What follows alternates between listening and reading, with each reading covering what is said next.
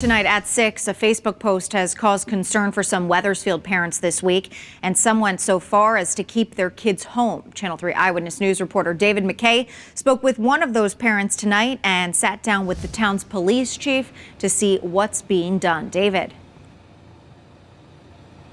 Well, the chief told me they stepped up patrols here at the Highcrest Elementary School and other schools throughout town, but parents are looking for something more long-term. Wethersfield superintendent sent this letter to parents yesterday. It addressed what was found to be a non-threatening Facebook post that mentioned the Highcrest school. I think we shouldn't wait for something to happen, and I think it's necessary. And I'm not going to send my daughter back to school until something is done.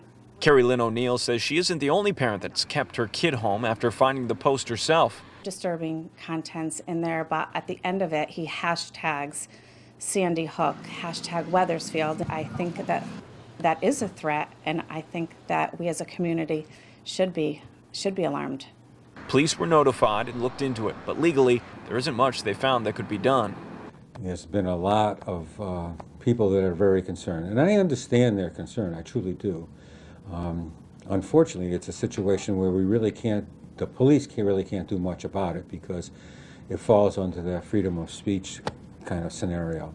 The person that made the post does not have a history of violence, but a couple of years ago he was arrested for harassment. This individual who's causing the ruckus pretty much sits in a basement somewhere on a computer and writes a lot of stuff that really is even extremely hard to understand.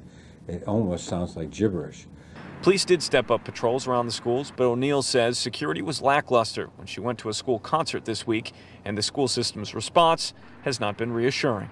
She and others would like to see more officers in the schools, but the chief says it simply isn't in the budget. We can't have an officer at every school, and I think that probably would be pretty close to cost prohibitive.